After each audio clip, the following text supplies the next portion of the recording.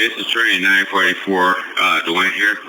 Hey, I'm at 181st and Powell, inbound, and I got a gentleman he's homeless, but he's been banging his head up against this shelter glass, beating himself in the face with his own fist, and this is the worst I've ever seen him. And I think he needs a welfare check before he really does something to himself. Okay, are you still there at the stop? Yes, I am. Will you ask him if he needs medical?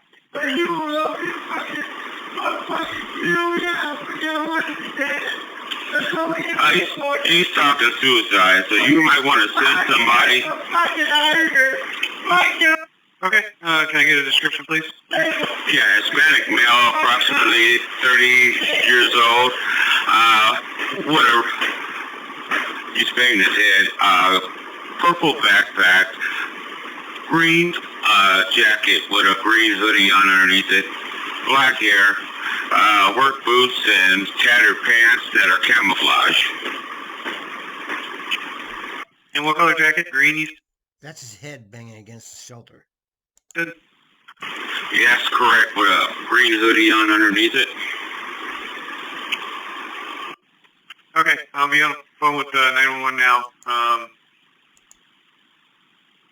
Let me know if anything changes. Clear it. 12:35.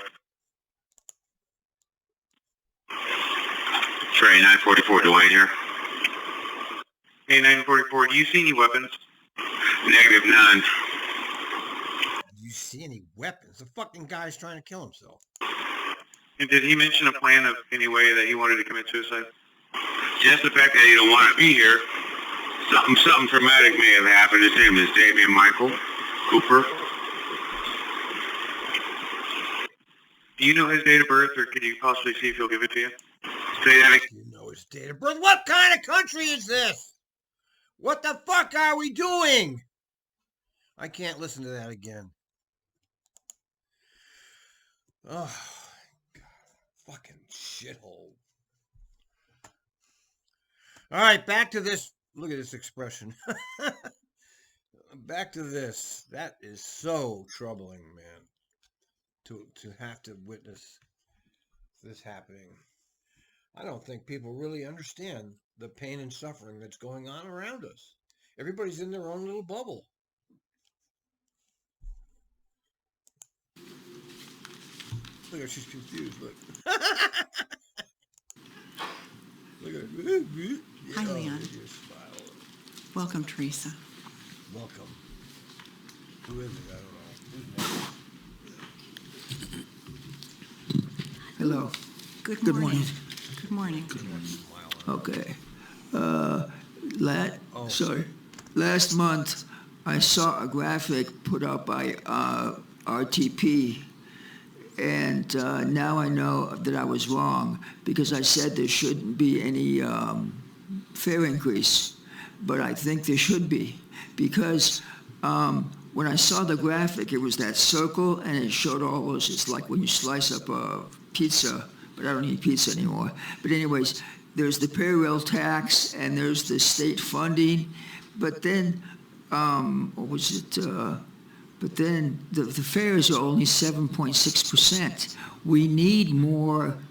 I think we need a fare increase. Fucking idiot. God, Jesus, where do these people come out? Look at her. Look at her expression. I think we need a fare increase because it's only 7% of the fucking revenue. Jesus, talk about stupid. But seeing all the cars and all the SUVs on the street, I know more people will be riding TRIMET. So I know that we can eventually do this. It might take a few years, but. Yes, there's some crazy people out here, ladies and gentlemen. Also, because TRIMET has to be respected, because I believe that TRIMET is very compassionate, because it'll even let people. TRIMET is compassionate. Who is this guy? That get on a bus that can't pay their fare. Yeah. And the thing is. Yeah, they have been letting that happen, but that's changing.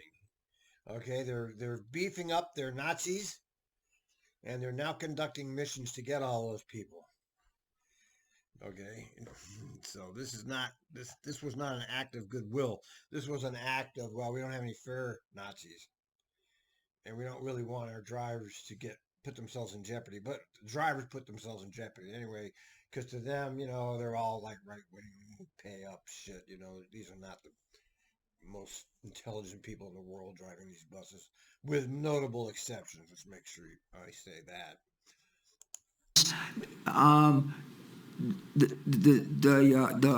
The buses and the lifts are maintained, and they're always clean. And I think that's very important and very helpful. They're always clean.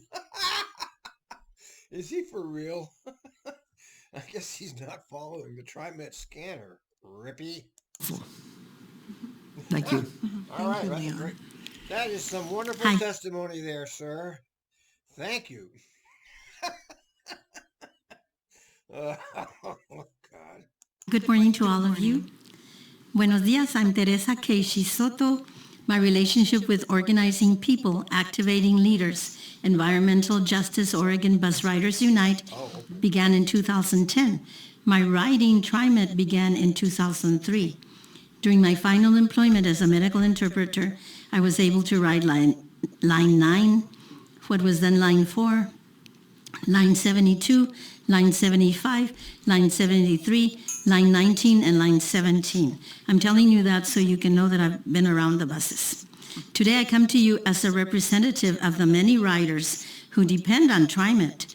I speak on behalf of those who use walkers, are in wheelchairs, those who use crutches, those who have no sight, those who are pushing strollers, those who are busing with children, and many like myself who are just slow moving.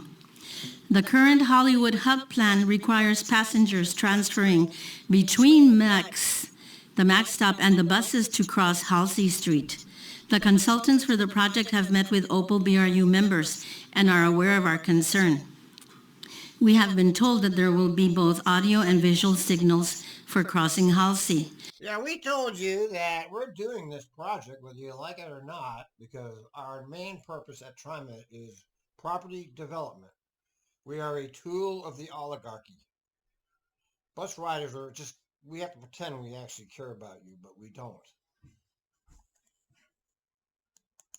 Portland drivers are not pedestrian friendly. Nope. I realize too that pedestrians also need to be encouraged to wear visible clothing and to cross streets with caution.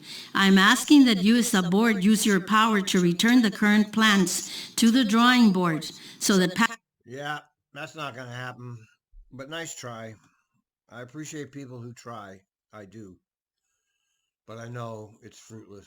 They're not going to, they do what they're told. passengers do not cross Halsey.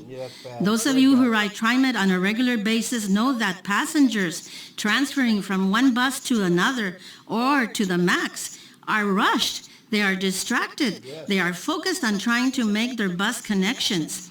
Often they will be carrying groceries, bags of cans, or other possessions. It is incumbent upon you as a board, and you have the power to do it, to make sure that any plans for TRIMET projects that come before you in the future do not put the lives of the people who use the bus and MAX in jeopardy.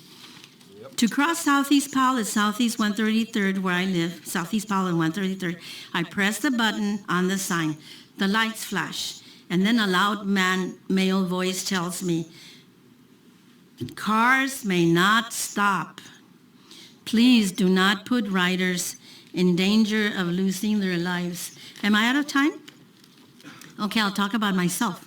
I want you to know, 2010, 2016, I served on the Outer Powell Safety Project Committee. During that time, as a member of the East Portland Action Plan, Land Use and Transportation Committee, I advocated for line number 74. Line 74 came through, but now we need frequent service on line 74. That is an area that has a lot of people going to work. One more thing, I advocated for line 73 to get frequent service, and we did get frequent service. I have been doing this in 2010. I was only absent for a little while because I had to go back to work. I thank all of you for your service, and I look forward to seeing you again because I'm retired now. Thank you. Thank you so much. All right, now we're going to invite two of our virtual participants. First, we have Cassie Wilson, Oh, wait a minute. Cassie. followed by Wilson. Jeanette. I believe she's on the Twitter. I believe she's a Twitter person. You know, they keep her away from me because, you know, I'm the biggest critic out there, and people get scared of people that are like actual, what would be subversives. And I guess I'm viewed as a subversive. So they don't, you know, they don't want to get too, they don't want to be involved with me. They don't block me like Dan, but they don't want to communicate with me either. De Castro. Oh, and by the way, Dan is going to be interviewed by Portland. I'm sure it will be just fantastic. Yay for us! Cassie?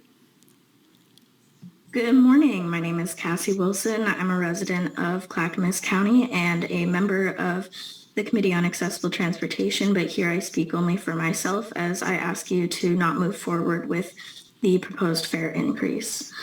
As a young person, I'm terrified of how climate change will impact the future for my generation and generations to come. 40% of our state's reported emissions come from transportation, and I deeply believe public transportation is key to reducing this. We need to be doing everything we can to get more people riding transit. Increasing the cost of riding will not help with this. However, fareless transit would. Additionally, every time I ride the bus from Gresham to Portland and back, there are multiple people who cannot afford the current fare rates. I appreciate that there are programs for people who are low income, but they're not reaching everyone, and for people who depend on transit, this fare increase will be devastating. As a transportation justice advocate, I continue to watch the state pour billions of dollars into expanding automobile infrastructure. I refuse to believe that a fare increase is the only option for maintaining and improving our transit system. I also refuse to pit fareless transit and quality service against each other. We can and should have both. Look for other funding sources. Fareless, frequent, and accessible transit is key for a just and sustainable future. Please do not move forward with a fare increase. Thank you. Thank you, Cassie. Next, we Well, don't count on that happening, Cassie, but nice try. have Jeanette De Castro. Good morning, Thank you. Jeanette. Hello, my name is Jeanette De Castro. I'm here to personally speak against the proposed rate increase. I have been a rider since 1994, and I stopped, I guess, in 2021. I went to full-time driving after too many uncomfortable conversations with my kid's babysitter because I was late to pick up. I still know that transit service is critical. My community relies on it. It has some work to do to be more reliable. Let me explain why I think this fare increase is unreasonable. TRIMET has a lot of deferred maintenance and has delayed some future improvement projects. And I don't think the ridership should have to bear the cost of that burden. I also know that ridership has shifted. And so this proposed increase really moves the costs to people with the fewest choices for their transportation, unlike me. It's a regressive move, and it works backwards for TRIMET's equity goals. It sure does. My understanding is TRIMET's goal is to bring back ridership. Fareless transit would reduce the administrative barriers to ridership. I'm going to be real. I don't even know where to buy a hop card anymore. TRIMET has impressive goals for reducing greenhouse gas emissions, and we're part of a bigger transportation system. So TRIMET, in my mind, has a larger role to play for reducing greenhouse gases overall in our region, and we want to get more people back on the bus. Enforcement presence has increased at a cost, and I haven't really seen it impact community safety. And those costs will really eat away at the fare contributions that riders are making. Not only does it eat away, it eats it up.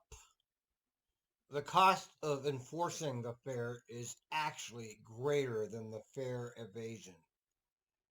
Okay, that's a fact. But this isn't about any of that. This is about oppression of human beings. How do we oppress people? This entire society is a oppression factory. Oppress. And people that aren't being oppressed don't know anything about it because it's not them. So therefore, they just discount it as a bunch of baloney. I really appreciate TriMet as a large employer. They take pride in their good work. My suggestion is move. TriMet does have a very good employment program. I was a beneficiary of that. But I worked for it. It's not like I was one of these analysts, analysts that fucking sit at a desk and, I don't know, they come up with these ridiculous reports. They're like hundreds of pages long, some of them. I mean, does anybody actually read them? What's the point of them? They don't change anything. I mean, I actually drove a bus. I felt good about what I was doing because I was actually providing service. Move those administrative rules out of fares and enforcement and into improving reliability, frequency, and community safety. I wanted to pay for and use transit because I believe in the mission, and I did pay for a pass when I was working for home and waiting to go back to the new normal. And looking at who rides every day and how they're asked to chip in disproportionately, and I cannot support a rate increase, a fare increase. I'm asking for TriMet folks to go back to the books, think really big, think bigger. As an agency, as part of a system, please vote no on the fare increase and say yes to frequent, fareless, and futuristic transit options for all of us. I'd love to get back on the bus. Thank you. Thank you, Jeanette. Next we have Pedro. Is it Ebenezer? Pedro? Yes, that's me. Hello and good morning, TRIMET Board. And quick thank you to Teresa, the TIAC member, and the member from Extinction Rebellion, and my friends here virtually that made comments today. This is Pedro calling in once again to state my opposition to the proposed fare increase. I just want to start by sharing my reflections from this last month. I've been sitting uncomfortable with how this TRIMET board is moving forward from Transit Equity Day on February 4th on Rosa Parks' birthday. TRIMET celebrated on this day by not collecting fares for the whole day. What makes me uncomfortable is the logic from TRIMET that understands and celebrates transit equity by not charging fares, and yet this board continues to move forward with this proposal to increase fares in May. If transit equity is truly... What, you mean hypocrisy? You mean the hypocrisy? No. Of course it's hypocrites. Liars and hypocrites, that's who's running your transit system. A concern for this board, you would move to drop this proposal and instead work towards levying the tools that you have at your disposal to increase revenue and make the transit system fareless. I'm going to read a paragraph from an article written by the economist Mary King, written for Street Roots, titled "TRIMET should not eliminate fares. TRIMET should eliminate fares, not increase them." TRIMET could have been fareless with money left over from the needs for just $120 million in 2019 before fare revenues tanked due to the pandemic. All we need to do is pump up the payroll tax on high and very high salaries. That change would pay for going fareless and make the TRIMET payroll tax more equitable. Right now, the TRIMET payroll tax rate is the same on the highest salaries as it is on the lowest. The payroll tax could be increased by 1% on high salaries starting at $175,000 or $200,000. On the highest salaries, that increase could be 2% on pay above $350,000 a year. To get a sense on what these tax scenarios could raise, Representative Can Pham asked the state legislative revenue office for estimates. They projected that these small increases in the payroll tax would bring in 145 or 165 million by 2023, depending on the details, and 8 to 10 million more in 2024. I would recommend that the board reads this article. I can forward it to your office. I will end my comments again with Mary King's words. Fare increases are unnecessary, cruel, and counterproductive, especially while riders are few and revenues are low. We should be going fareless to encourage more people to ride the bus, reduce traffic, clean up our air, end criminalization of young people, and make transportation more available for everyone. please don't vote on this fare increase. And I would actually be really pleased if y'all moved forward by just dropping this proposal and going back into working session to find another solution for this. Thank you, Pedro. Next, we have Yi. And Yi, I can't pronounce your last name. Would you do that for me, please? Yeah. You got it? Yes. Hi, Jay is here with me. She's actually going to make comment from my computer. Okay. I thought they. I see. Okay. Hello. Thanks for having me. I appreciate the opportunity to speak up about this proposed fare increase, as I've been following this discussion for a while. And I understand the budget shortfall, but this current proposal is unacceptable. It puts the burden on riders and fails to consider alternative revenue resources that can mitigate the impact on those who rely on public transit. Public transportation is not just a mode of transportation for me, it's a way of life. I know firsthand the struggles that come with relying on public transportation. I've never had a license, and I don't intend to. That's 38 years of transit dependence. And it's not just me. Many people in my community rely on public transit to get to work, school, and other essential destinations. And with inflation as it is, less and less people can afford gas, insurance, and especially the cars themselves and the constant repairs they require, which means more people rely on public transit. Just 3 days ago, Salon Magazine published an article titled, "As Wealth Inequality Spirals Out of Control, Many Americans Can No Longer Afford to Drive." It talks about the increasing inaccessibility of cars and how it's having a detrimental impact on the nation's social fabric. Salon argues that with income inequality growing and the cost of owning a car rising, people without cars must walk or use shoddy transit and are increasingly cut off from jobs, schooling, and services. Raising bus fares will force people to choose between paying for basic necessities like food and housing or paying for public transit to get to work, school, or medical appointments. This is an unjust choice that only exacerbates the systemic inequalities that exist in our society. The burden of the fare increase falls on those who can least afford it, perpetuating the cycle of poverty and further entrenching systemic racism. Is this an outcome that this board finds acceptable for Portland? Let's put the moral considerations aside. In a time when more and more people are waking up to the inequities of the world and demanding justice and accountability, is it smart to risk your political integrity on something that could so easily be proven to exacerbate racial and economic inequalities? Aside from the obvious equity issues, raising bus fare will have an environmental impact as well.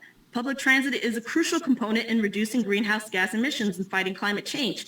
By making it more expensive for people to ride the bus, we are discouraging the use of public transit and encouraging the use of private cars, which leads to more emissions and worsening climate crisis. Cars also equal more freeways and widening freeways, which has a devastating impact on communities of color. I urge TriMet staff to consider alternative revenue sources and not put the burden solely on riders. This proposal is coming without a full guarantee of service, and that's unacceptable. No one's going to pay more for the terrible service we have now. And contrary to what someone else testified, it is not clean, and they do not let you on for free. We deserve a reliable and affordable public transit system that serves all members of the community. It is a crucial component of this infrastructure, and it should be accessible for everyone, regardless of their ability to pay. Thank you. Thank you. It really is some incredible hubris that they would be even thinking about this right now. But they don't care about you. You understand? They don't give a fuck about you. Not just them, but all of the elites everywhere around us, not just the TriMet elites. They're all trying to kill us. Okay, this is what's the truth. The war in Ukraine is actually a war on you, but you're too stupid to see it. Next, we're going to hear from, oh my goodness, please pronounce your first name for me. It's Jetamio. Yeah, thank you. It's pronounced Jetamio. Thank you. Welcome. Yeah, thank you. My name is Jay Kennedy. I go by Jetamio Kennedy. I work for Relay Resources. We're a nonprofit here in Oregon. TriMet, I'm sure, is probably pretty aware of who we are. I came here to talk today to propose expanding the frequency service of the 87, which has an actual stop here at Relay Resources. We are a nonprofit that is geared towards supporting individuals with disabilities. Oh, by the way, the 87 bus is the least reliable bus in the system. Just thought I should add that. And other barriers to employment. Unfortunately, one of those barriers is becoming transportation. The reason being, we have a gap in coverage basically for the TriMet. So by like 8 something or so, TriMet stops its service at our location and then continues service again around 3:30. Yeah. Although I understand that that is designed to support working hours, it actually inherently becomes a burden for our employees who are frequently needed to get into work in that time. Maybe somebody has a reason they need to leave and go see another site. That transportation is vital to our employees, many of who also don't drive, many of who will never have a driver's license or seek to get a driver's license. We have a lot of individuals primarily who are stationed and live in that East County area of Oregon or in the Gresham area. And so, that 87 determines, whether they get to work on time or not. As a matter of fact, being the person who kind of helps manage the community benefits of my job, we have had several employees, be kind of late to work just because of the infrequency of the bus. Sometimes the bus comes really late. Sometimes the bus doesn't show up at all. And that kind of forces those individuals to not only be late, but then have to travel great distances to make a connection, or so on and so forth. And that's a real big burden on those individuals, especially some of these people who are getting a job for the very first time. They need that kind of security. So any way that we could expand the 87 service, the frequency, the safety. Another thing I'd like to propose too is when these bus drivers are coming to our stop, a lot of them are just kind of blowing through our stop. I recognize they have a time schedule, they have to be on time. But what we're seeing is them seeing nobody standing outside and leaving. But actually, we have a lot of individuals that are trying to keep warm or safe inside of our building. And when they see the bus is when they come out to the stop. So that's a simple proposal as well. That could make such a huge impact for our service, and not only that, but for our 700 plus employees. So again, that was my proposal, and I really appreciate the time. Thank you so much. Thank you so much. Next today we're going to hear from it's DYAMI. Please pronounce your first name for me. Yes, of course. Good morning. My name is Diami Valentine. I'm a senior transportation planner with Washington County. Thank you. And thank you. I appreciate the opportunity to provide. Wow, a senior transportation planner. Let's see what he's got to say. Comment on the annual service plan proposal. On behalf of Washington County Land Use and Transportation, I wanted to first express our appreciation for the collaborative process and approach to rethinking TriMet's regional transit system with the Forward Together service concept, which has clearly informed this service proposal, specifically with improving the frequency of lines 48, 52, and 54 to frequent service, also improving service connections between Washington County and major employment centers like OHSU, and as well as frequency upgrades to better serve Sherwood and Tualatin with service upgrades to line 94. We express our support for increasing all-day frequencies to better meet the needs of high equity populations, particularly along these well-established crosstown and suburban lines. I also want to express our appreciation on the partnership and look forward to seeing these and future service investments focused on improving the user experience in our communities in Washington County. That concludes my comment. Thank you so much. I appreciate that. All right. Well, that concludes our the number of individuals who've asked. All right, we're done with that, but I'm going to once again show you why they are going to increase fares. The truth that you're never going to see anywhere else but me, because I listen to their meetings. Let's see if I can find it. Okay, no, we already seen that one. That's the one where Simmons tells you. Come on, here it is. Now we're going to see why exactly they're increasing your fares. Impacts of TriMet's revenue sources is in our ability to issue bonds. And as you know, TriMet currently maintains a AAA bond rating. Those bond rating agencies look very closely at our fare box revenue. I have had AKA extraction from the people. 2 meetings in the last month with our rating agencies. And the bond rating agencies are a bunch of baloney. We all know that. You know, Credit Suisse had AAA ratings until it collapsed. It's just an appendage of the banks. And one of the elements that they are looking at very closely now, so you can say that we're on watch for this one element, is the level of our fare box recovery, because it hasn't been increasing, but it's been decreasing. So now they're looking at how stable is this particular revenue source, which is one of our key revenue sources. It's one of our top 3 revenue sources for maintaining. It doesn't mean shit. She's making up shit. It's 7% of the budget. Our system. So we are on watch for our passenger revenues.